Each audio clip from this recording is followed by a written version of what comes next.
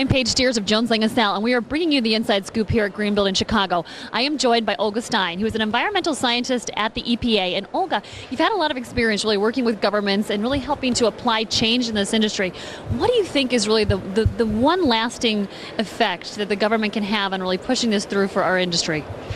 Well, as we know, the government is a very big consumer of energy, and there's government offices all over our country, and the big push is really coming through the executive order that President Obama issued, 13514, in a commitment in all things about purchasing, about travel, about water reduction, greenhouse gas reduction.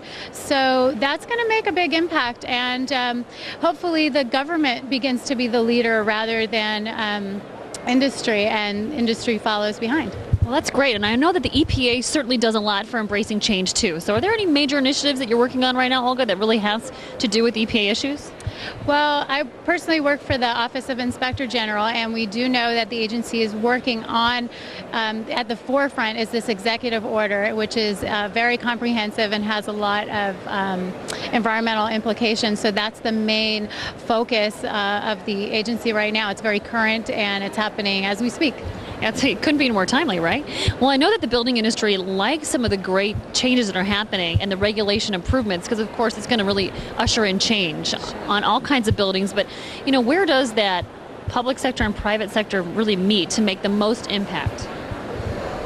Oh, well, I mean, I think they have to work together. I think the products really come from, and a lot of innovative ideas come from the private sector, and then it's up to the government to support them and to try new things and you know, just step ahead. I think Europe is doing a lot of that in European government, and I think it's time for us to come into step with that.